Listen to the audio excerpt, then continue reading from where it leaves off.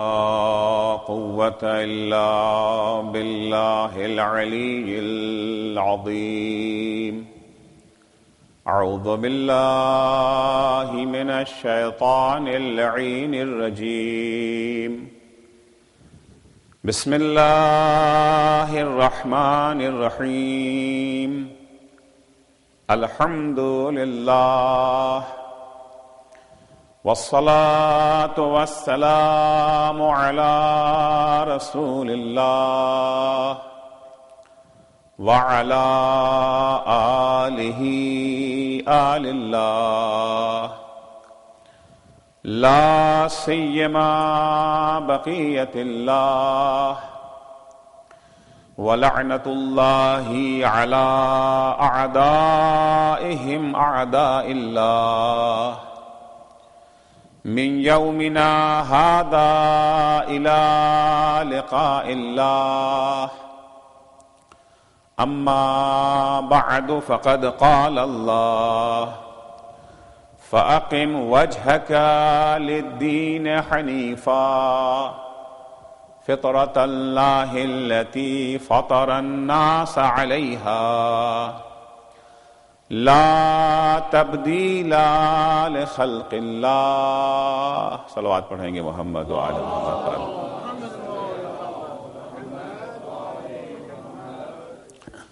خداوند عالم تمام انسانوں کو خطاب کرتے ہوئے ارشاد فرماتا ہے کہ فَأَقِمْ وَجْهَكَ لِلدِّينِ حَنِيفًا،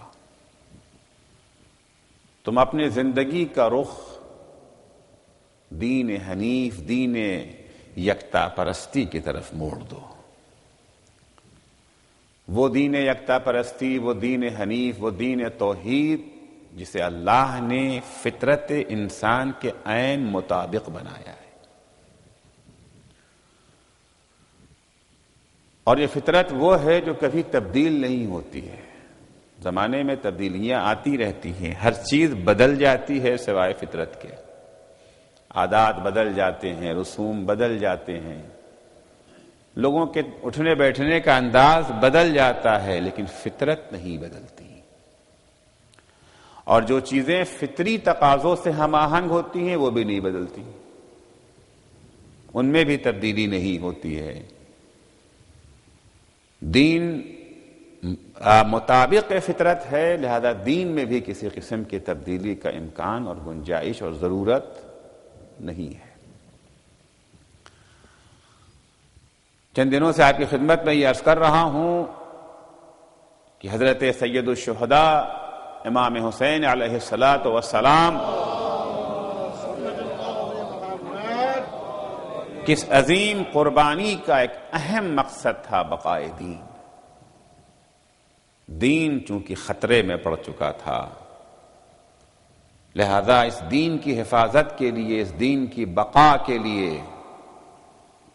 اس امام عالی مقام نے اپنا سب کچھ قربان کر دیا، ہمیں یہ سمجھانے کے لیے کہ دین سب سے زیادہ اہمیت کا حامل ہے. محوری حیثیت حاصل ہے دین کو، مرکزی حیثیت حاصل ہے دین کو، پرائمری پوزیشن ہے دین کی. اس دین ثانوی حیثیت نہیں رکھتا ہے کہ سب کچھ چیزوں کے ساتھ ساتھ دین بھی آ جائے. دین بھی نہیں، دین ہی آ جائے. بھی اور ہی میں فرق ہے. ہم سب دین کے قائل ہیں، لیکن مشکل یہ ہے کہ ہم نے دین سے بھی کو جوڑ دیا ہے، ہی کو نہیں جوڑا. دین اگر ہمارے پاس ہے تو سب کچھ موجود ہے، اور دین نہیں تو کچھ بھی نہیں. ایک شخص مولا کائنات صلی اللہ علیہ محمد حضرت علی ابن ابی طالب علیہ السلام کی خدمت میں آتا ہے. مولا کا چاہنے والا ہے، مولا کا محب ہے، جس کا دل محبت محمد و آل محمد سے لبریز ہے. آتا ہے اور آنے کے بعد اپنی غربت و افلاس کا شکوہ کرتا ہے کہ مولا میں اس وقت بہت ہی خراب دور سے چل رہا ہوں، میں بہت غریب ہوں، مولا نے کہا کون کہتا ہے تم غریب ہو، تم مالدار ہو، تم ثروت مند ہو؟ کہا نہیں مولا، فاقے گھر میں ہو رہے ہیں، بچے بھوکے ہیں۔ مولا کہتے نہیں نہیں، تم غریب نہیں ہو، تم مالدار ہو، تم دولت مند ہو، تم ثروت مند ہو۔ کہا مولا یہ جو ہے مذاق نہیں کر رہا ہوں، حقیقت یہی ہے۔ اس کا اصرار کہ میں غریب ہوں، مولا کا انکار کہ تم غریب نہیں ہو، تم دولت مند ہو۔ آخر میں مولا نے اس سے پوچھا تمہارے دل میں ہماری محبت ہے؟ ہماری محبت یعنی دین۔ یاد رکھیے گا اہل بیت کی محبت اور دین دو الگ چیزیں نہیں ہیں۔ جو دین ہے وہی محبت اہل بیت ہے، جو محبت اہل بیت ہے وہی دین ہے۔ یہ دو الگ چیزیں نہیں ہیں کہ دین لے لیں یا محبت اہل بیت لے لیں، ان میں یہ جو ہے دوئیت نہیں ہے، دوگانگی ان میں نہیں ہے۔ قرآن مجید میں علیکم السلام آیت ہے نا، قُلْ لَا أَسْأَلُكُمْ عَلَيْهِ أَجْرًا إِلَّا الْمَوَدَّةَ فِي الْقُرْبَى۔ اس موضوع میں یہ جو ہے فی الحال نہیں جانا چاہ رہا، اشارہ صرف کروں گا کہ حبیب ان سے کہہ دو کہ ہم رسالت کی اجرت تم سے نہیں چاہتے، اگر کچھ دینا ہی چاہتے ہو تو اہل بیت کی محبت دے دو۔ ایک آیت۔ پھر دوسری آیت میں ارشاد ہوتا قُلْ مَا سَأَلْتُكُمْ مِنْ أَجْرٍ فَهُوَ لَكُمْ۔ میرے حبیب ان سے کہہ دو جو میں نے اجرت مانگی ہے یہ واقعاً اجرت نہیں ہے، جو چیز اجرت کے طور پر تم سے میں نے مانگی ہے اہل بیت کی محبت، وہ تمہارے ہی فائدے کے لیے ہے۔ آپ یاد رکھیے گا اجرت جب آپ دیتے ہیں تو اجرت لینے والے کے فائدے میں ہوتی ہے، دینے والے کے فائدے میں نہیں ہوتی ہے۔ آپ بازار گئے، ایک چشمہ آپ کو خریدنا ہے، کا چشمہ کتنے کا؟ کا $5، $10، $20، جیسا چشمہ جیسی قیمت۔ آپ نے چشمہ لیا، $10 اسے دے دیا۔ یہ $10 جو آپ نے دیا ہے یہ آپ کے فائدے میں ہے یا اس کے فائدے میں ہے؟ اگر آپ قیمت نہ دیتے، بغیر قیمت کا چشمہ مل جاتا تو آپ کے فائدے میں تھا، یا قیمت جو آپ نے دی ہے تو آپ کے فائدے میں ہے؟ اصول قیمت کا یہی ہے کہ قیمت ہمیشہ دینے والے کے فائدے میں نہیں ہے، لینے والے کے فائدے میں ہے۔ یہ کون سی قیمت ہے جس کے بارے میں خدا کہتا ہے ما سألتکم من اجر فہو لکم؟ یہ ایک انوکھی قیمت ہے جس کا فائدہ لینے والے کو نہیں ہے، دینے والے کو فائدہ ہے۔ عرض کیا کہ تفصیل میں نہیں جاؤں گا، فقط اشارہ کر رہا ہوں یہ کیسے ممکن ہے کہ قیمت ہم دیں اور دینے والے کے فائدے میں، اس کو تیسری آیت میں واضح کر دیا قُلْ لَا أَسْأَلُكُمْ عَلَيْهِ أَجْرًا إِلَّا مَنْ شَاءَ أَنْ يَتَّخِذَ إِلَىٰ رَبِّهِ سَبِيلًا۔ میرے حبیب کہہ دیجئے کہ یہ اجرت جو میں نے طلب کی ہے مجھے ہر کس و ناکس سے نہیں چاہیے، یہ اجرت فقط ان لوگوں سے چاہیے جو اپنے پروردگار کی راہ پہ چلنا چاہتے ہیں۔ یعنی اہل بیت کی محبت ضمانت ہے راہ پروردگار پہ چلنے کی۔ رسالت پیغمبر لے کے آئے تھے، ایک خدمت کیا تھا، محبت مان کے دوسری خدمت کر دیا ہے، کیونکہ جو دین پیغمبر لائے تھے اس کی بقا کی ضمانت ہے محبت اہل بیت۔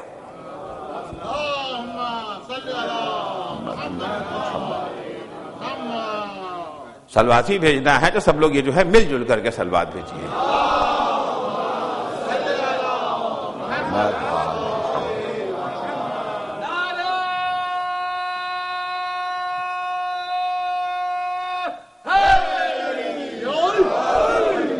تو دین اور محبت اہل بیت دو الگ الگ چیزیں نہیں ہیں، یہ الگ ہے وہ الگ ہے۔ ہم محب اہل بیت ہیں مگر دیندار نہیں ہیں، ہم دیندار ہیں مگر محب اہل بیت نہیں، یہ الگ ہو ہی نہیں سکتے ہیں۔ آئیں گے تو دونوں آئیں گے ورنہ کوئی نہیں آئے گا، آئیں گے تو دونوں آئیں گے۔ جہاں محبت اہل بیت ہوگی وہاں دین بھی ہوگا، اور جہاں دین ہوگا وہاں محبت اہل بیت ہوگی۔ اگر دعویٰ ہے کہ دین لے لیا محبت نہیں لیں گے، جھوٹا دعویٰ، پندار ہے، وہم ہے، گمان ہے۔ اسی طریقے سے اگر یہ کہہ دے کہ جی ہم تو محب اہل بیت ہیں، ہمیں دین سے واسطہ نہیں، گمان ہے آپ کا، وہم ہے آپ کا کہ آپ کے پاس دین ہے۔ جہاں دین ہوگا وہاں پر محبت اہل بیت بھی ہوگی۔ عرض کیا جو کچھ کہہ رہا ہوں اپنے پاس سے کچھ نہیں کہتا۔ پانچویں امام حضرت امام محمد باقر علیہ الصلوۃ والسلام اپنے جلیل القدر صحابی جناب جابر جعفی سے، جابر ابن عبداللہ انصاری نہیں، وہ الگ ہیں جن کا تذکرہ کیا تھا، جابر جعفی۔ جابر جعفی امام کے بڑے عظیم صحابیوں میں سے ہیں، محرم اسرار امام ہیں، اتنے عظیم صحابی ہیں کہ اللہ نے انہیں طی الارض کا معجزہ دے دیا تھا۔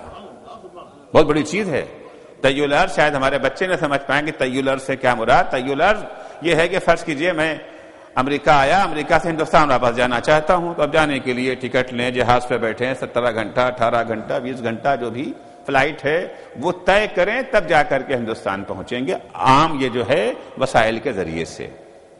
لیکن طی الارض یہ ہے کہ ابھی ہم نے ارادہ کیا ہندوستان جانے کا، پلک جھپکتے ہی ہندوستان پہنچ گئے، پلک جھپکتے، بغیر گاڑی پہ بیٹھے، جہاز پہ بیٹھے، یہ ساری چیزیں، اسے کہتے ہیں طی الارض۔ جناب جابر جعفی اس مقام کے حامل ہیں، اس مقام کے حامل ہیں۔ جناب جابر جعفی کوفے میں رہتے تھے۔ ایک شیعہ حسین، شیعہ امام صادق، شیعہ علی جابر سے کہتا ہے کہ جابر مجھے امام کی زیارت کا بڑا شوق ہو رہا ہے۔ ہوتا ہے نا ہم لوگ یوں تو شوق کے زیارت ہمیشہ ہی رہتا ہے، مگر کبھی کبھی ایک عجب سی آگ لگ جاتی ہے دل میں، دل چاہتا پر لگ جائیں، ابھی پہنچ جائیں۔ شدت شوق زیارت کبھی کبھی پیدا ہو جاتا ہے، ورنہ شوق زیارت تو ایک حسین کے چاہنے والوں کو، اہل بیت کے چاہنے والوں کو ہمیشہ ہی رہتا ہے، کبھی کبھی شدت اس میں آ جاتی ہے۔ جابر مجھے امام کی زیارت کا بڑا شوق ہو رہا ہے۔ جابر کہتے پھر جاتے کیوں نہیں؟ کہا جابر تم تو میرے حالات سے واقف ہو، میں غریب آدمی ہوں، میرے پاس پیسہ نہیں ہے، زیادہ سفر کہاں سے لاؤں گا، مگر شوق ہے۔ جابر نے کہا واقعی شوق ہے؟ کہا ہاں جابر شوق ہے، کہا میرے ساتھ آؤ۔ جابر نے ان کو لیا، شہر سے باہر آئے، کھڑے ہو گئے، پھر پوچھا واقعی شوق؟ کہا جابر بہت شوق ہے۔ کہا اچھا تو میرا اپنا ہاتھ میرے ہاتھ میں رکھو۔ اس محب اہل بیت نے اپنا ہاتھ جابر کے ہاتھ میں دیا۔ جابر نے کہا آنکھیں بند کرو، آنکھیں بند کی، کہا آنکھیں کھول لو۔ اب جو آنکھیں کھولی تو اپنے کو امام جعفر صادق کے گھر کے سامنے کھڑا پایا۔ یہ اس مقام کے حامل ہیں جابر۔ ان جابر سے امام نے خطاب کیا ہے۔ اتنی دو چار جملے جابر کے بارے میں اس لیے کہتا کہ آپ کو اندازہ ہو کہ امام نے کس سے کہا ہے۔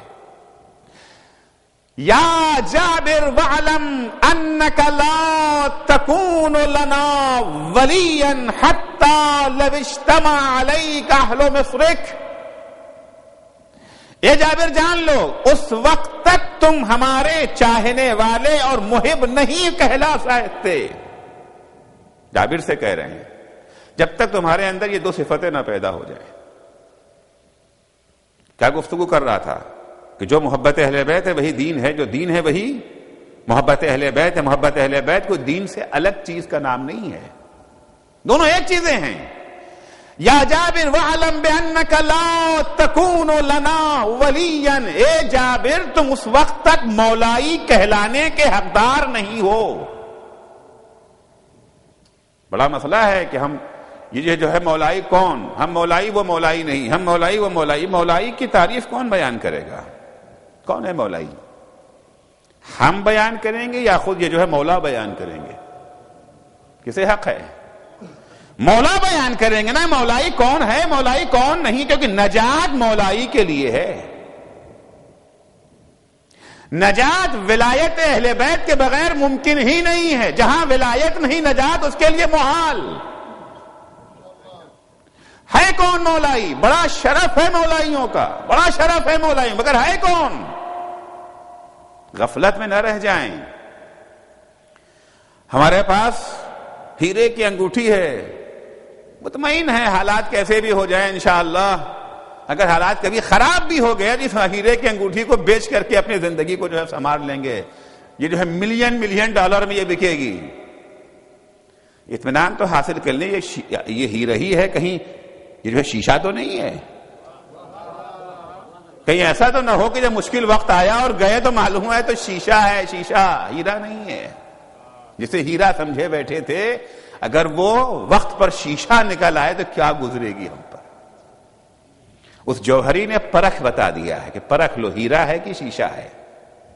یا جابر وعلم بانک لا تکون لنا ولیا، اس وقت تک تم ہمارے چاہنے والے نہیں بن سکتے جب تک تمہارے اندر یہ دو صفتیں نہ پڑھائی جائیں۔ کیا کیا ہیں وہ؟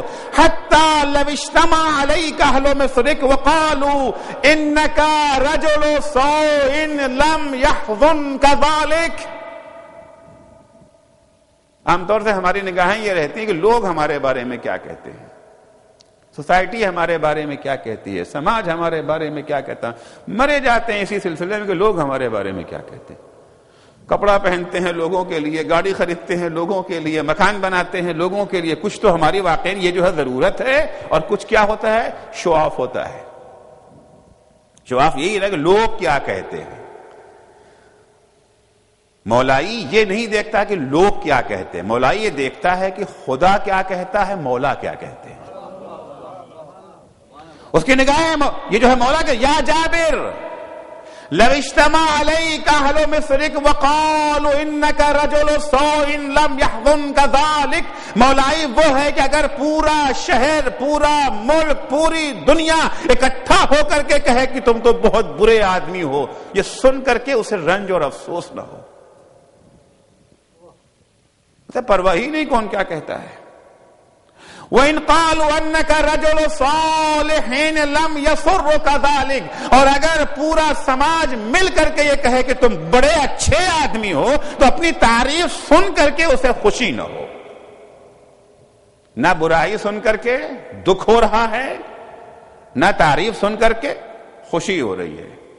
منبر پہ میں آیا مجلس پڑھنے کے لیے، مجلس پڑھ رہا ہوں، خوب لوگوں نے کہنا شروع کیا کہاں سے پکڑ لائے ذاکر، بور کر رہا ہے، کوئی اور نہیں مل سکتا تھا۔ یہ جملہ ہمارے کان میں پہنچ گیا، ہمیں بڑا افسوس ہونے لگا۔ دوسرے دن میں نے سوچا کہ اپنے بیان کو بدلوں تاکہ وہ باتیں کہوں جو عوام کو پسند آئے، یا ایک ہی مجلس پڑھ کر کے اترے، لوگوں نے ہر طرف سے تعریف کرنا شروع کیا، صاحب بڑی اچھی مجلس پڑھتے ہیں، بہت یہ کرتے ہیں، فلاں کرتے ہیں، یہ ہے، لوگ عام طور سے ہوتا رہتا ہے، اور یہ سن کر کے ہم چوڑے ہونے لگے۔ مولا فرماتے ہیں اگر یہ صفت تمہارے اندر ہے تو تم ہمارے چاہنے والے نہیں ہو۔ مولا پھر کیسے پتا چلے گا چاہنے والے ہیں؟ کہ تمہیں وَلَٰكِنِ اعْرِضْ عَلَىٰ مَا فِي کتاب اللہ، اپنی زندگی، اپنی تقریر، اپنی تحریر، اپنا کاروبار، اپنا بزنس، اپنا رہن سہن، اپنی شکل و صورت سب آئینہ قرآن کے سامنے لاؤ، آئینہ قرآن کے سامنے لاؤ، اور آئینے قرآن میں دیکھو کہ تمہاری زندگی، تمہارا رہن سہن، تمہارا کاروبار، تمہارا گھر، تمہاری گاڑی، تمہاری تقریر، تمہاری تحریر، تمہاری خوشی، تمہارا دکھ مطابق قرآن ہے یا نہیں۔ ان کنت سالکا سبلا راغبا فی ترغیبہ خائفا من تخویف سالکا سبلا زاہداً من تزہیدہ، جب تم نے آئینے قرآن کے سامنے اپنے کو پیش کیا، اپنی زندگی، اپنی شکل و صورت، اپنا کاروبار، اپنی تعلیم، اپنا رہن سہن، اپنا گھر بار، تو جب تم نے قرآن سے ملانا شروع کیا، قرآن کی تعلیمات سے ملانا شروع کیا، تو پتا چلا کہ جو قرآن کا راستہ وہی تمہارا راستہ، تمہارا کاروبار وہی ہے جس کی دعوت قرآن نے دی ہے، تمہاری تعلیم وہی ہے جس کی دعوت قرآن نے دی ہے، تمہارا رہن سہن وہی ہے جس کی دعوت قرآن نے دی ہے۔ جن چیزوں کا قرآن نے شوق دلایا ہے تمہارا شوق بھی وہی ہے، جن چیزوں سے قرآن نے خوف زدہ کیا ہے تم اسی سے خوف زدہ رہتے ہو۔ اگر صورتحال یہ ہے فبشر، تو اپنے کو بشارت دے دو کہ تم مولائی ہو، وَاصْبُتْ، اور اسی پہ ثابت قدم ہو جاؤ، زمانے کی پرواہ نہ کرو، فَإِنَّهُ لَا يَضُرُّكَ مَا قِيلَ فِيكَ، جو کچھ تمہارے بارے میں لوگ کہتے ہیں برا بھلا، تمہارے خلاف کہتے ہیں، تم کی برائی، ان کی مذمت، ان کی مخالفت تمہیں کوئی نقصان نہیں پہنچا سکتی۔ وَإِن كُنْتَ مُبَايِنًا لِلْقُرْآنِ، لیکن جب اپنی زندگی، اپنا کاروبار قرآن کے آئینے میں دیکھنا چاہا تو پوری زندگی خلاف قرآن ہے۔ جو کاروبار ہے وہ خلاف قرآن، جس فیلڈ میں علم حاصل کر رہے ہیں خلاف قرآن، جو شکل و صورت بنائی ہے وہ خلاف قرآن، جس دولت سے گھر حاصل کیا ہے وہ خلاف قرآن، جس پیسے سے گاڑی خریدی ہے وہ خلاف قرآن۔ وَإِن كُنْتَ مُبَايِنًا لِلْقُرْآنِ فَمَا الَّذِي يَغُرُّكَ مِن نَفْسِكَ، تو تمہیں کس نے دھوکے میں ڈال رکھا ہے کہ تم ہمارے چاہنے والے؟ فَمَا الَّذِي يَغُرُّكَ مِن نَفْسِكَ، تو بہت محبت اہل بیت کیا ہے؟ جو دین ہے۔ مولا اسے پوچھتے ہیں، وہ اصرار کر رہا ہے کہ مولا میں بہت غریب ہوں، مولا پوچھتے بتاؤ تمہارے دل میں ہماری محبت ہے یا نہیں؟ کہتا ہے مولا یہی تو جینے کا ایک سہارا ہے، یہی تو جینے کا ایک سہارا ہے۔ الحمدللہ دل میرا محبت علی سے، محبت علی اور آل علی سے مالا مال ہے۔ مولا کہتے ہیں یہ کتنے میں بیچو گے؟ یہ وہ زمانہ ہے جب محبت علی کے سوداگر موجود تھے، آج کوئی خریدنے والا نہیں ہے۔ یہ وہ زمانہ ہے جب معاویہ نے خزارے کا منہ کھول رکھا تھا محبت علی کا سودا کرنے کے لیے، لوگوں سے پیسے لو، علی کی محبت چھوڑو، منہ مانگی قیمت مل رہی تھی، اس زمانے کی بات ہے۔ بتاؤ آیا یہ بیچو گے ہماری محبت؟ کہتا ہے مولا پوری دنیا کی دولت بھی دے دی جائے تو میں اسے دینے کو تیار نہیں۔ پوری دنیا کی دولت ایک طرف، محبت علی ایک طرف۔ مولا نے کہا پھر تو اپنے کو غریب کیوں کہتا ہے؟ تجھ سے بڑا مالدار اس دنیا میں کون ہے؟ صلوات پڑھیں گے محمد و آل محمد پر۔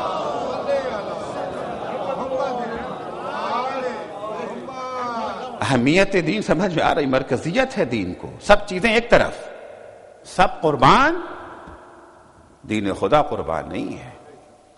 دین خدا اگر ہمارے پاس ہے تو ہمارے پاس سب کچھ ہے، دنیا بھی ہے، آخرت بھی ہے، ساری چیزیں ہمارے لیے۔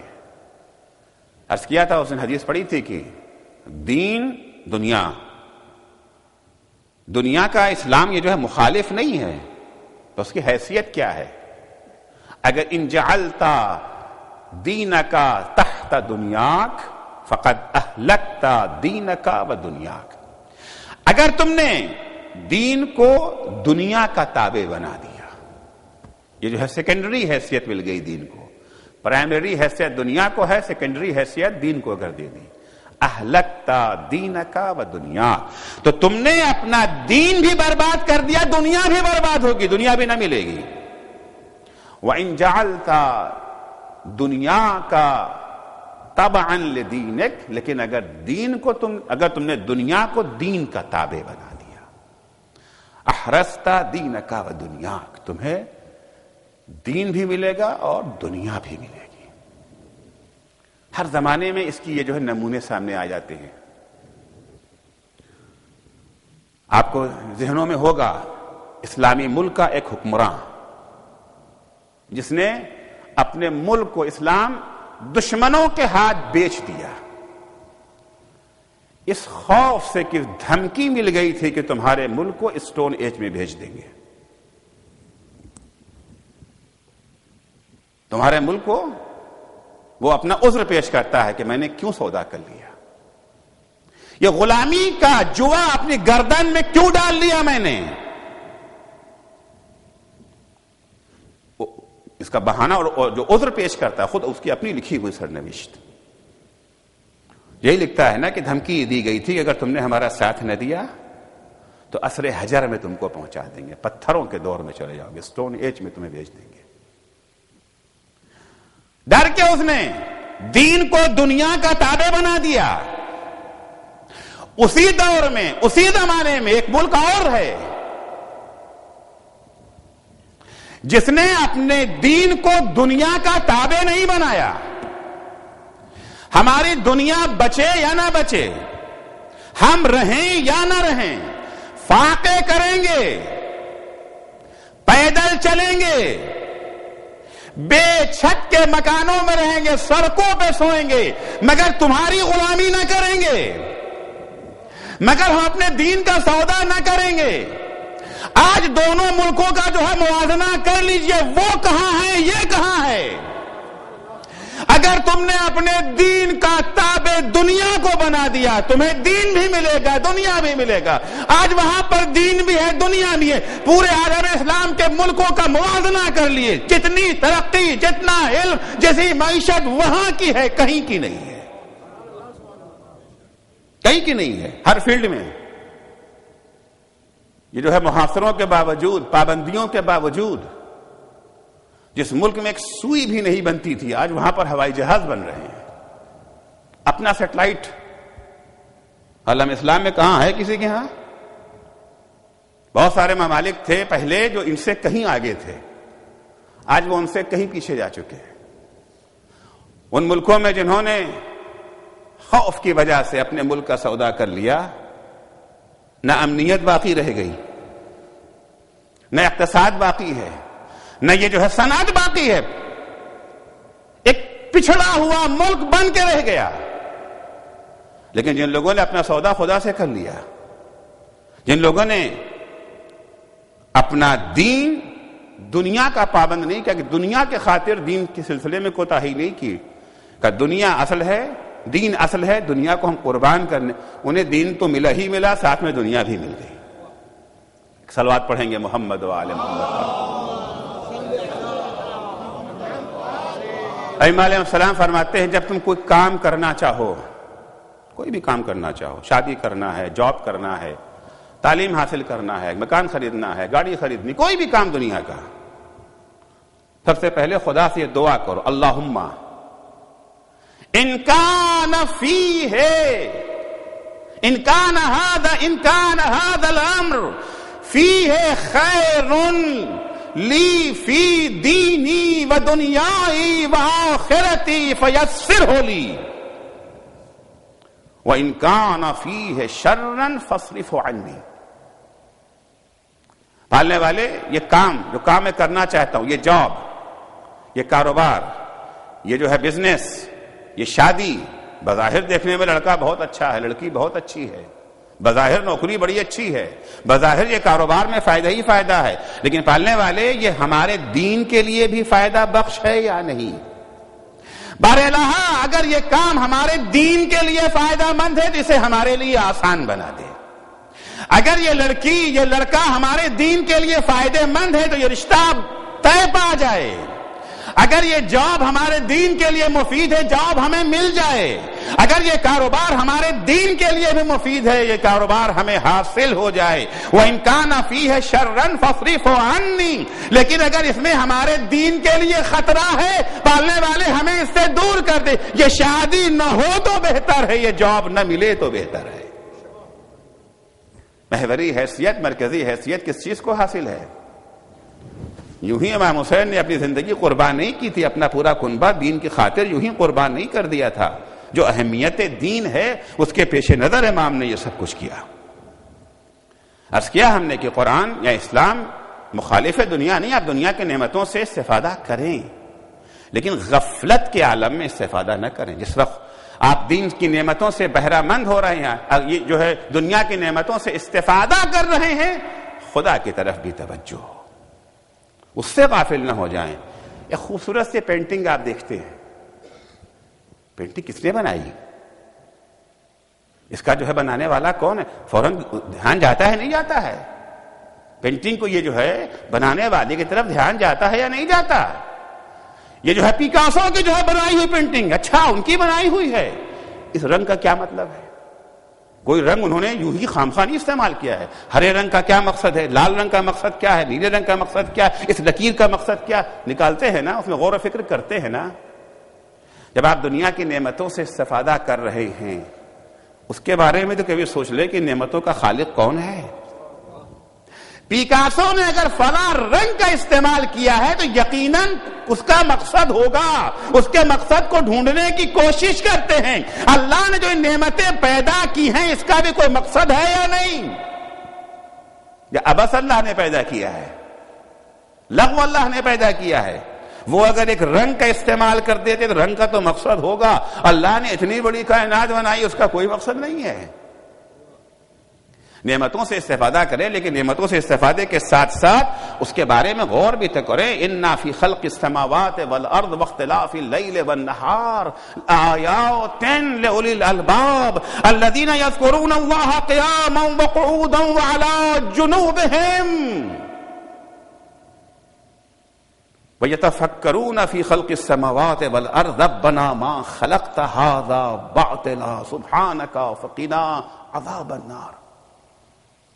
اللہ کے وہ بندے بھی ہیں جو اللہ کی نعمتوں کو جب دیکھتے ہیں, جب زمین و آسمان میں موجود نعمتیں وہ دیکھتے ہیں تو ایک دفعہ یہ کہتے نظر اِنَّا فِي خَلْقِ السَّمَاوَاتِ وَالْأَرْضِ, یہ اللہ نے جو آسمان پیدا کیا ہے, زمین پیدا کیا ہے, دریا, پہاڑ, جنگل, انسان, چرن, پرند, درندے, یہ ساری مخلوقات جو اللہ کی عبث نہیں ہیں, ان سب میں نشانی ہے اللہ کی. واختلاف اللیل والنہار, یہ دن اور رات کا آنا جانا, ان سب میں جو ہے نشانی. اور کس کے لیے نشانی ہے؟ لِأُولِي الْأَلْبَابِ, صاحبان عقل و خرد کے لیے. الَّذِينَ يَذْكُرُونَ اللَّهَ قِيَامًا وَقُعُودًا وَعَلَى جُنُوبِهِمْ, جو ہر وقت اللہ کو یاد رکھتے, بیٹھتے ہیں تو اللہ کو یاد رکھتے ہیں, کھڑے ہوتے ہیں تو اللہ کو یاد رکھتے ہیں, بستر پہ جاتے ہیں تو اللہ کو یاد رکھتے ہیں, اور اسی کے ساتھ ساتھ تفکر کرتے ہیں زمین اور آسمان کی خلقت میں. اور کے بعد کہتے ہیں ربنا ما خلقت ھذا باطلا, پالنے والے تو نے یہ سب عبث نہیں پیدا کیا, اس کا کوئی مقصد ہے. تو مقصد کیا ہے؟ مقصد کو تو جانو. ہر علم سے پہلے جس چیز کا جاننا ہے, امام موسیٰ کاظم علیہ السلام فرماتے کہ وجدت علم الناس اربع, 4 علم ہے جس کا جاننا لوگوں کے لیے بہت ضروری ہے. سب سے پہلے تو یہ جاننا ضروری ہے کہ تمہیں پیدا کیا ان تعرف ربک. پہلا علم جس چیز کا جاننا ضروری ہے. ہمارے ہاں علم کے تعین کی اہمیتیں ہی تبدیل ہو گئی ہیں نا. اولویت جب ہم معین کرتے ہیں پہلے کیا سیکھیں, اپنے بچوں کو پہلے کیا سکھانا چاہیے ہمیں. ابھی تو 2 سال 3 سال کا بچہ ہے, جہاں کا نہیں پتا, ہم لوگ یہ موٹے موٹے بستے اس کے وزن سے زیادہ اس کی پیٹھ پہ لاد دیے جاتے ہیں. اس میں ایک کتاب بھی وہ نہیں ہوتی ہے جو ان کو ان کے پروردگار سے آشنا کر سکے.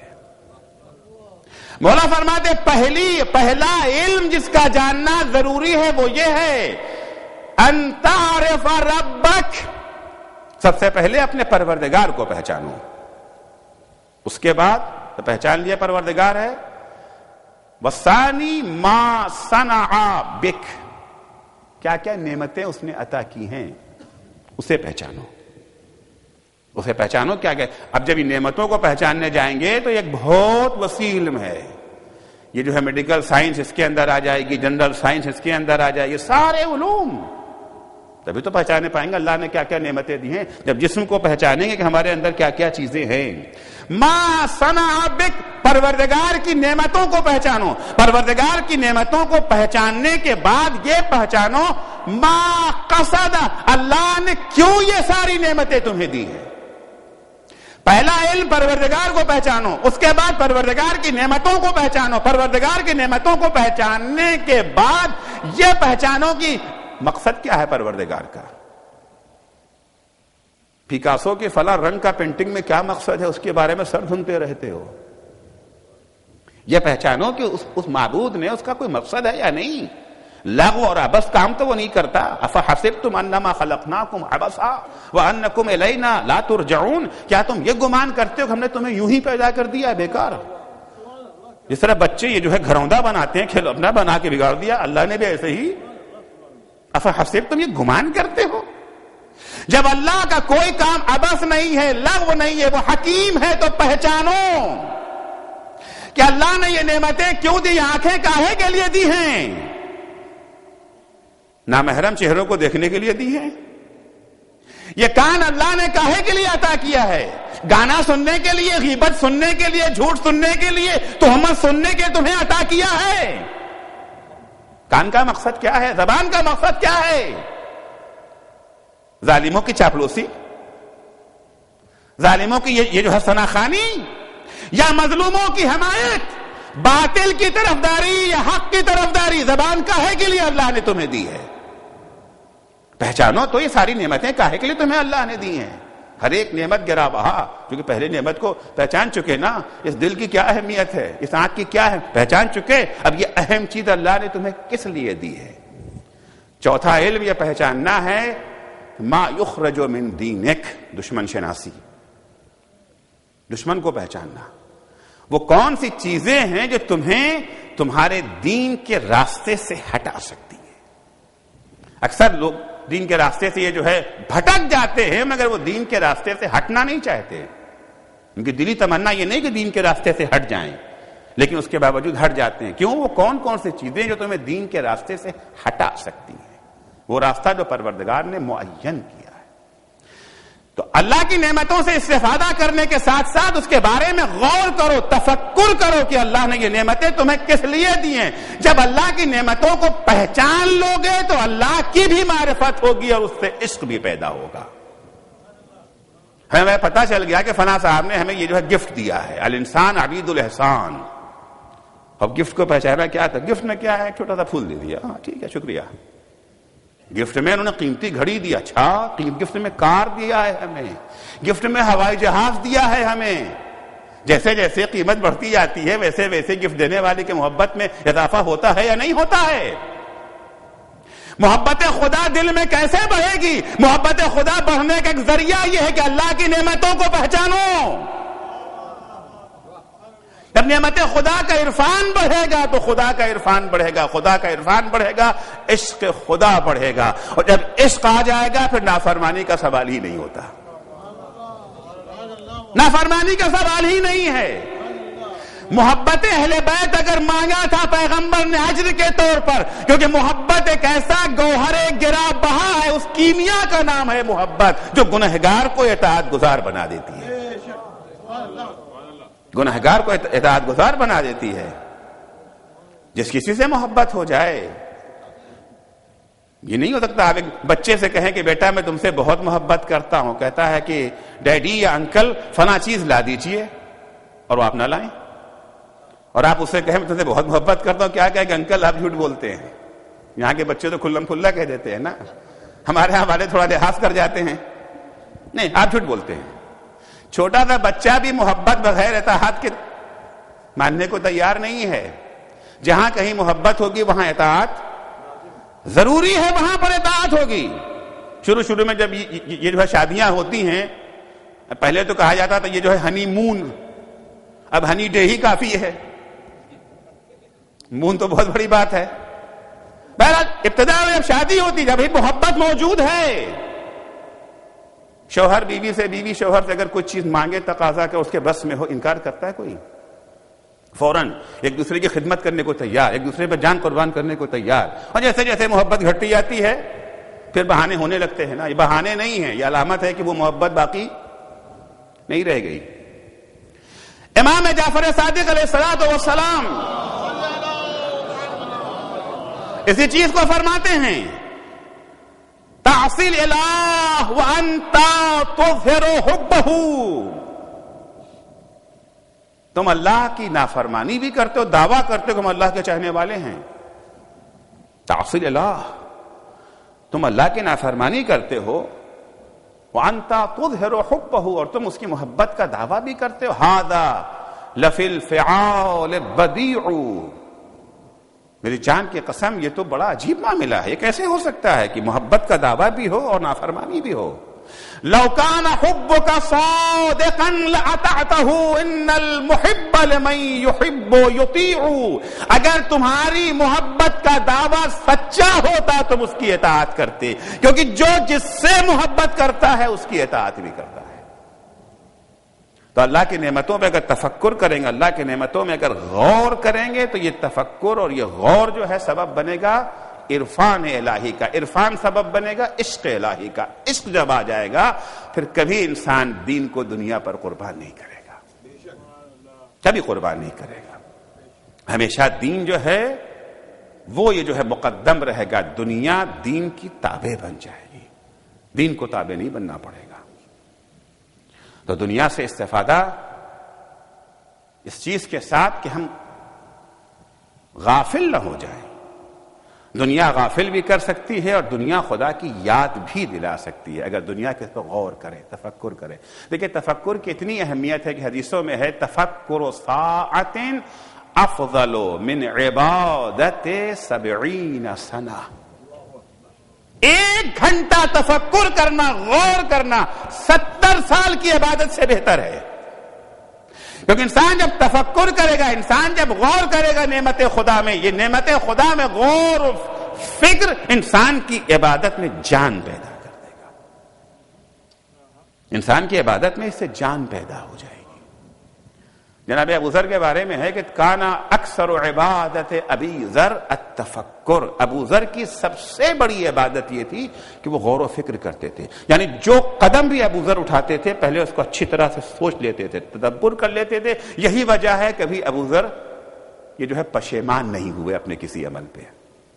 جس وقت معاویہ کے یہاں سے تھیلی ہے ابو ذر نے ٹھکرا دیا، غور و فکر کرنے کے بعد ٹھکرایا تھا. آخر تک پشیمان نہیں ہوئے کہ آخر یہ بھی کوئی پیسہ مل رہا تھا، ہم نے فقر و فاقے کی زندگی یہ جو ہے بسر کی، اسے ٹھکرا دیا، ہائے افسوس. کبھی پشیمان نہیں ہوئے ابو ذر. ربضہ بھیج دیے گئے، ایڑیاں رگڑ رگڑ کے تنہائی میں ابو ذر نے جان دے دی، کبھی پشیمان نہیں ہوئے ابو ذر.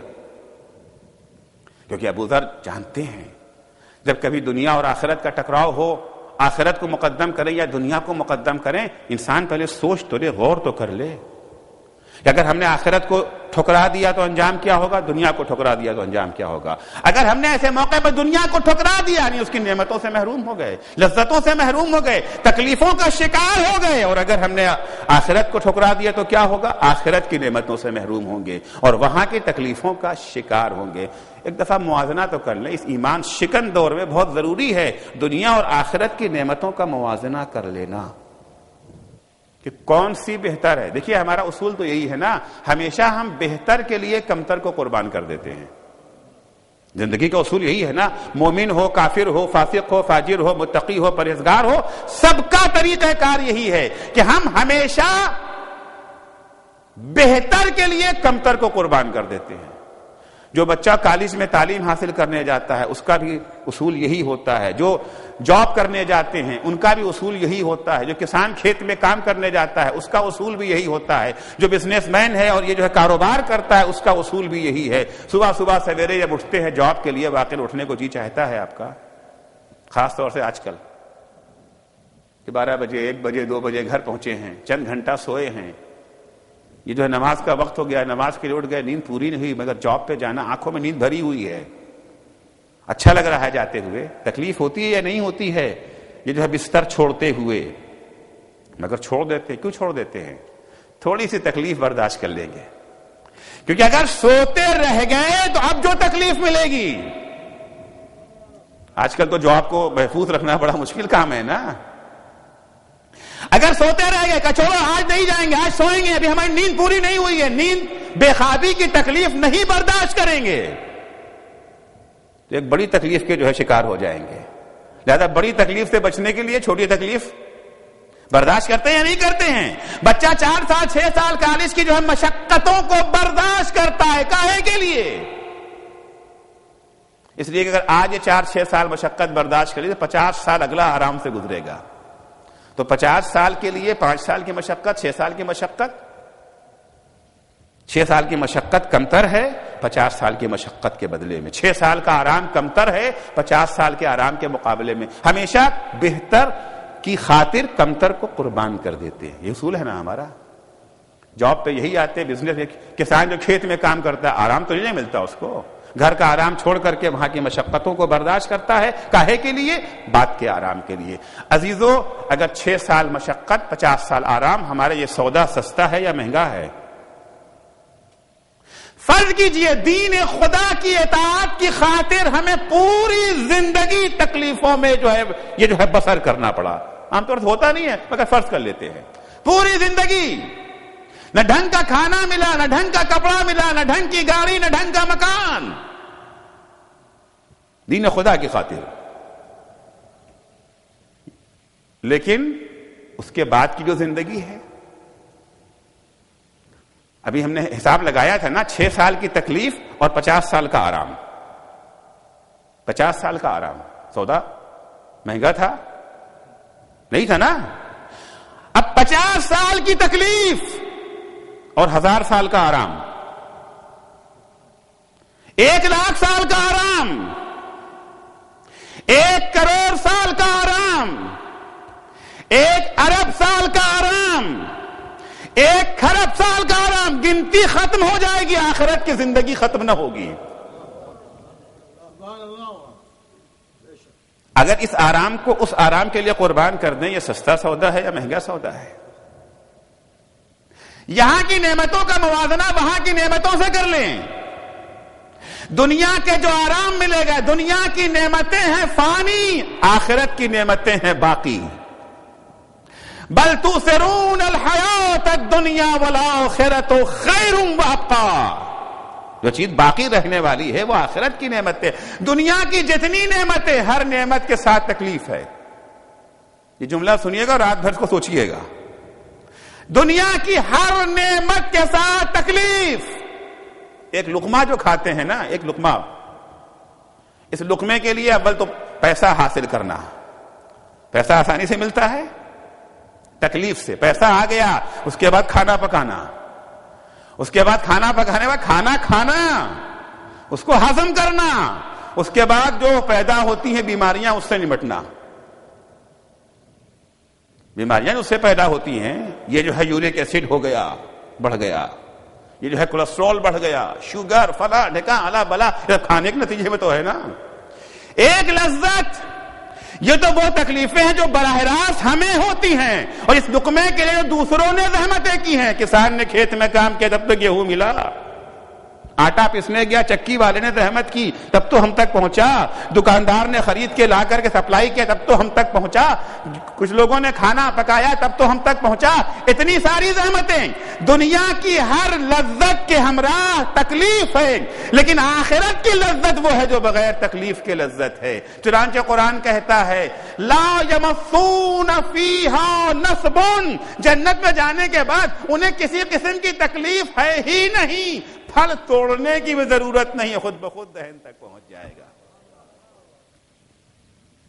یہاں کی اول یہاں کی نعمتیں فانی، وہاں کی نعمت باقی. ثانیاً یہاں کی ہر نعمت کے ساتھ تکلیف. ایک مثال میں نے دے دی، باقی آپ جا کر سوچتے رہیے گا. ہے کوئی نعمت دنیا کی جس کے ہمراہ تکلیف نہ ہو؟ اور وہاں کی نعمت، یہاں جو نعمتیں ہمارے پاس ہیں ان کی کوئی ضمانت نہیں ہے. یہ جو ہے جاب سیکیور نہیں ہے. عام طور سے وہ جاب ڈھونڈتے ہیں نا جہاں کے اوپر یہ چاہے وہ پیسہ کم ہو مگر سیکیور جاب کو ڈھونڈتے ہیں نا. کیونکہ آج کی یہاں کے جاب کو پتہ نہیں کہ آج جاب ہے، شام کو پہنچے، کل صبح پہنچے، ان کا کل سے مت آنا، آج ہی چلے جاؤ، چھٹی. لیکن وہاں پہ کیا ہے؟ وہاں پہ ہے یدخلہم جنات تجری من تحتہا الانہار خالدین فیہا. تمہیں وہ نعمت ہے جو ہمیشہ کے لیے. تکلیفیں بھی وہاں کی ہمیشہ کے لیے، نعمتیں بھی ہمیشہ کے لیے. دنیا کی تکلیفیں بھی عارضی ہیں، نعمتیں بھی عارضی ہیں. ایک عقل مند انسان کیا کرے گا؟ کس چیز کو انتخاب کرے گا؟ خیر کہتے ہیں بھلا ممکن ہے مولانا کہ کوئی دین کی خاطر دنیا قربان کر دے. ہاں ممکن ہے بھی، نہیں بھی ہے. اگر غور و فکر نہ کریں گے، تفکر نہ کریں گے، مشکل ہے. نقد چھوڑ کے ادھار پہ جانا جو عمر ساتھ نے کیا تھا. نقد چھوڑ کے ادھار پہ نہیں جائیں گے. یہ حکومت رہے نقد. حسین ابن علی کا وعدہ ادھار، حسین کا وعدہ ادھار. جب بھی ہم دنیا اور آخرت کا موازنہ کرتے وہ خیر وہ ہے، ابقا وہ ہے. البتہ بہتر ہونے کا مطلب یہ نہیں کہ جو کمتر ہے اسے چھوڑ دیں. عام طور سے ایک تصور یہ ہو جاتا ہے نا دنیا اور آخرت کی بات، تو پھر دنیا کو چھوڑ ہی دیا جائے. نہیں، دنیا چھوڑنے کی بات نہیں ہے. یاد رکھیے گا جب دو چیزوں کے درمیان یہ جو ہے موازنہ کیا جاتا ہے، اگر ایک بہتر ہے ایک کمتر ہے تو مرجوح کو چھوڑا نہیں جاتا. اہمیت بہتر کو دیتے ہیں مگر اس کے بھی ساتھ رہتے ہیں. مثال آپ کی خدمت میں، تو آپ سے پوچھے جسم بہتر ہے یا روح؟ جسم بہتر ہے یا روح؟ اب یا آپ کی رائے ہوگی کہ جسم بہتر ہے، یا آپ کی رائے ہوگی جو ہے روح بہتر ہے. یہ تو ہوگا نا. اگر آپ نے کہا روح بہتر ہے، کیا مطلب ہے؟ ہاتھ پیر کاٹ کے پھینک دیں، آنکھوں کو اندھا کر لیں، آنکھیں جو ہے پھوڑ لیں؟ اگر آپ اس رائے تک پہنچے کہ روح بہتر جسم کمتر، کیا مطلب ہے؟ ہاتھ پیر کاٹ ڈالیں، آنکھیں پھوڑ لیں؟ یا اگر آپ نے یہ کہہ دیا جسم بہتر ہے روح کمتر ہے، تو کیا مطلب؟ جسم سے روح کو جو ہے باہر نکال دیں؟ نہیں، چاہے آپ کہیں کہ روح بہتر ہے جسم کمتر، یا جسم کمتر ہے روح بہتر، دونوں کی ضرورت ہے. روح اپنے کمالات کے اظہار کے لیے جسم کی محتاج، اور جسم اپنی بقا کے لیے روح کا محتاج. اگر بدن سے روح نکل جائے گی تو بدن سڑ جائے گا، اور اگر روح کے ہمراہ جسم نہ ہوگا تو روح کمالات کو حاصل نہیں کر سکتی ہے. روح کمالات کے حصول کے لیے محتاج ہے جسم اپنی بقا میں محتاج ہے روح. عزیزوں، کبھی کبھی ہمارے کہمکانہ بحث چھڑ جاتی ہے، محبت اہل بیت افضل ہے یا عمل؟ اکثر یہ بحث چھڑ جاتی ہے نا، احمقانہ بحث ہے کہ محبت اہل بیت افضل یا عمل. ارے ایک جسم ہے، ایک روح ہے. محبت اہل بیت کے ثبوت کے لیے عمل کی ضرورت، عمل کو سڑنے سے بچانے کے لیے محبت اہل بیت کی ضرورت. ایک صلوات پڑھیں گے محمد و آل محمد پر.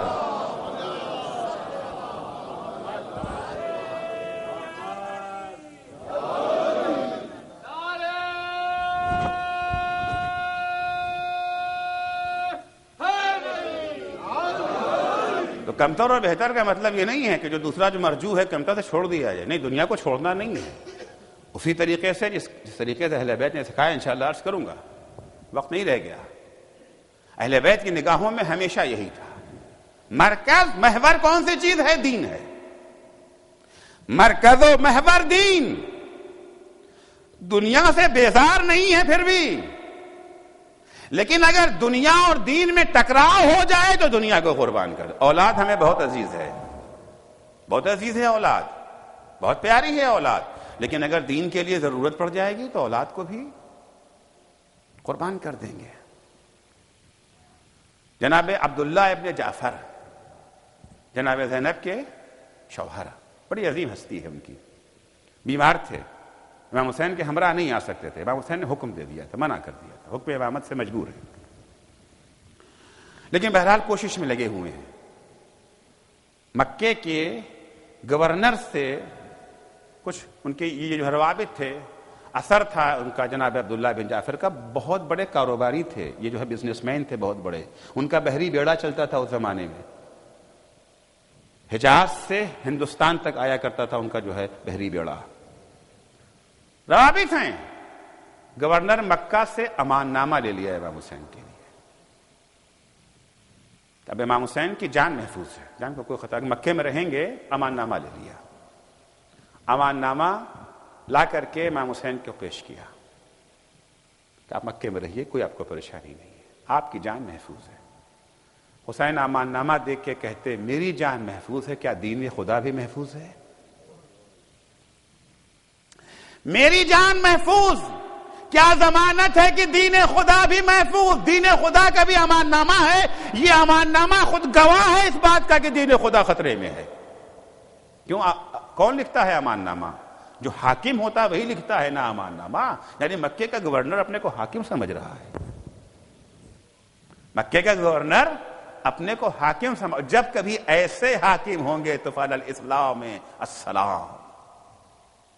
ہمیں تو امان مل رہی ہے مگر دین خدا کو امان نہیں ہے. ہمیں اپنی زندگی کے پرواہ نہیں ہے، اگر فکر ہے تو دین خدا کی فکر ہے. امام حسین اپنے سفر کو جاری رکھنا چاہتے ہیں. جناب عبداللہ بن جعفر کہتے ہیں، مولا آپ ہمیں ہمراہ بھی نہیں لے جانا چاہتے، اپنا سفر بھی نہیں روکنا چاہتے، تو کم سے کم ہمارے بچوں کو اپنے ہمراہ لیتے جائیے. تاکہ کربلا میں اگر ہم نہ ہوں گے تو ہماری طرف سے ہمارے بچے تو قربان ہو سکتے ہیں۔ عجب داستان کربلا، ہر شخص کو فکر ہے یا ہم قربان، اور اگر ہم قربان نہیں ہو سکتے ہیں تو ہمارے کوئی نہ کوئی نمائندہ وہاں ہو۔ ام البنین اگر خود نہیں آ سکتی ہیں تو اپنے 4 بچوں کو حسین کے ہمراہ کر دیا کہ دیکھو بچوں، آقا سے پہلے اپنے کو قربان کر دینا۔ امام حسن کربلا میں نہ رہیں گے تو وصیت کر جاتے ہیں قاسم کے لیے، بیٹا قاسم تم اپنے کو قربان کر دینا۔ عبداللہ ابن جعفر خود موجود نہیں ہے، آقا ہماری طرف سے ہمارے بچوں کو اپنے ہمراہ لے جائیے۔ یہ مزاج ہے ان لوگوں کا جنہوں نے اپنی دنیا کو دین کا تابع بنا دیا ہے۔ کربلا پہنچ گیا حسین کا قافلہ، وہ شب بھی آ گئی جسے شب عاشور کہتے ہیں۔ شب عاشور جب یہ یقینی ہو گیا کہ اب کل جنگ ہونا ہے، گفتگو ناکام ہو چکی ہے، بات ختم ہو چکی ہے، عمر سعد سے آخری گفتگو کرنے کے بعد امام حسین خیمے میں آتے ہیں، بہن زینب آتی ہیں، بھیا ان لوگوں کے ساتھ کیا طے پایا؟ کہا بہن زینب کل جنگ ہوگی، کل جنگ ہوگی بہن زینب، کل سورج ڈوبتے ڈوبتے ہمارے سارے سورج سرزمین کربلا پہ ڈوب جائیں گے۔ اب جب سب کو خبر ہو چکی ہے کل جنگ ہونا ہے، کل قربانی کا دن ہے، ہر خیمے میں جس ماں کے پاس جو بچے ہیں بچوں کو سنوار رہی ہے، بچے کو سجا رہی ہے۔ عزیزو ایک جملہ کہنا چاہتا ہوں، اس جملے کی اہمیت کو ہماری بہنیں اور بیٹیاں زیادہ سمجھیں گے آپ لوگوں سے زیادہ۔ ہماری بہنیں اور ہماری بیٹیاں جب اپنے بچوں کو سنوارتی ہیں، سجاتی ہیں، تو بچوں کو سنوارنے سجانے کے بعد اپنے ہاتھ کو بارگاہ معبود میں اٹھا کے کہتی ہیں خدایا ہمارے بچے کو زندہ اور سالم رکھ۔ لیکن کربلا کی ماہیں عجیب تھی، شب عاشور اپنے بچے کو سنوار بھی رہی تھی اور ساتھ میں دعا کر رہی تھی، بار الہا میرا بچہ تیرے دین کی راہ میں قربان ہو جائے۔ کیا عظمت ہے کربلا کی ماؤں کی۔ انہی ماؤں میں سے ایک ماں جناب زینب ہے۔ جناب زینب اپنے خیمے میں بچوں کو بٹھا لیتی ہے، بچوں کل قربانی کا دن ہے، یہ بچوں ایسا نہ ہو کہ تم سے پہلے قاسم و اکبر قربان ہو جائیں، تم زندہ رہ جاؤ۔ بچوں کو سمجھا رہی ہے، بچوں کو بتا بچوں دیکھو ایسے جنگ کرنا، ایسے جہاد کرنا، اس کیفیات اور نفسیات کو میر انیس نے جو نظم کیا ہے، ایک بیت فقط میر انیس کی، یہ بچوں تم کیوں کہو کہ لال خدا کے ولی کے ہیں، فوج خودی پکارے کی نواز سے علی کے ہے۔ اس طرح سے میرے لال جنگ کرنا۔ صبح عاشور نمودار ہوئی، جنگ شروع ہوئی، ایک دفعہ انہوں محمد ہاتھ جوڑے ہوئے ماموں کی خدمت میں حاضر ہو گئے۔ ماموں ہمیں مرنے کی اجازت دیجیے، گود کے پالوں کو مرنے کی اجازت دینا کوئی آسان نہیں ہے۔ ارے ہماری لاڈلی بہن زینب کے یہ لاڈلے بچے ہیں، حسین کس طرح انہیں اجازت دے؟ اجازت نہیں مل رہی ہے۔ جناب زینب نے انہوں محمد سے رات تاکید کر دی، بچوں دیکھو قربانی میں دیر مت کرنا۔ جب زینب نے دیکھا کہ ابھی تک بچے میدان میں نہ گئے، ایک دفعہ انہوں محمد کو بلایا، کیا ماں کی نصیحت بھول گئے؟ کہا نہیں مادر گرامی، یاد تو سب کچھ ہے مگر کیا کرے مامو جان اجازت نہیں دیتے ہیں۔ ایک دفعہ زینب نے دونوں شہزادوں کا ہاتھ پکڑا، امام حسین کے سامنے آ گئی۔ حسین زینب کو پہچانتے ہیں نا، مزاج زینب کا پہچانتے ہیں، چہرے کے آثار دیکھ کے زینب سے کہتے ہیں بہن زینب خیر تو ہے، کیا تم کچھ کہنا چاہتی ہو؟ کہاں بھیا کہنا چاہتی ہوں، اور یہ بھی یاد دلانا چاہتی ہوں کہ آپ نے ابھی تک زینب کی کسی خواہش کو ٹالا نہیں ہے۔ بھیا امید ہے کہ آج جو کچھ مانگنا چاہتی ہوں آپ ٹالیں گے نہیں۔ اے بھیا ارے میرے بچوں کو مرنے کی اجازت دے دیجئے۔ حسین نے اجازت دی، عباس نے بچوں کو گھوڑے پہ سوار کیا، دونوں بچے چلے، رخصت ہو رہے ہیں ماں سے۔ اس وقت زینب کے جذبات کیا تھے، کیفیات کی کیا تھی، شاعروں نے اس کو یہ جو ہے نظم کیا ہے کہ جاتے جاتے زینب بچوں سے کہتی ہے بچوں دیکھو لڑتے لڑتے اگر فراحت تک پہنچ گئے تو خبردار پانی نہ پینا، یاد رہے کہ ابھی تمہارا بھیا علی اصغر پیاسا ہے، یاد رہے کہ تمہاری بہن سکینہ پیاسی ہے، ارے دونوں بچے میدان میں آئے، آنے کے بعد دونوں نے جو ہے رجز پڑھا۔ ایک بھائی کہتا ہے دشمنوں کیا تم نے سمجھ رکھا ہے کہ دین لاوارث ہے، دین کا بچانے والا کوئی نہیں ہے؟ ارے دیکھو دیکھو حیدر کرار کا نواسا میدان میں آیا ہے، جعفر طیار کا پوتا میدان میں آیا ہے۔ دونوں بھائی رجز پڑھتے پڑھتے دشمنوں کے نرغے میں گھر گئے ہیں، حملے پہ حملے ہوتے رہے ہیں، سینکڑوں کو واصل جہنم کر چکے ہیں۔ آخر میں زخم کھاتے کھاتے اتنے زخمی ہو گئے ہیں کہ اب ان سے گھوڑے پہ جب سنبھلا نہ گیا، ایک دفعہ آواز دی مولا ادرکنی، مولا میری مدد کو آئیے۔ جیسے ہی انہوں محمد کی آواز حسین کے کانوں میں پہنچی، ایک دفعہ کہا بھیا عباس ارے میدان میں میرے ہمراہ چلو، دو دو جنازے حسین اکیلا کیسے اٹھائے گا؟ عباس بڑھے، حسین بڑھے، بچوں کو سرہانے جب پہنچے ہیں روح پرواز کر چکی ہے۔ ایک جنازے کو حسین نے اٹھایا، ایک جنازے کو اب مولا عباس نے اٹھایا۔ ارے حسین نے تو جنازہ اٹھا لیا، عباس نے جنازہ اٹھا لیا، لیکن حسین اور عباس کا جنازہ نہ اٹھ سکا۔ اے عزیزو، جب بچوں کی لاش حسین نے لا کے خیمے میں رکھی ہے، ایک دفعہ فضہ زینب کے پاس آئی، بی بی چلیے آپ کے لاڈلے آ گئے۔ زینب نے کہا میں ہرگز نہ جاؤں گی، میں نے انہیں واپس آنے کے لیے نہ بھیجا تھا، کبھی بھی چل کے دیکھ تو لیجئے کس شان سے آئے ہیں۔ اب جو زینب آئی تو کیا دیکھا، خون میں غلطہ ہے بچے۔ زینب نے ایک دفعہ سر سجدہ معبود میں رکھ دیا، پالنے والے تیرا لاکھ لاکھ شکر۔ اللہ لعنت اللہ علی قوم الظالمین۔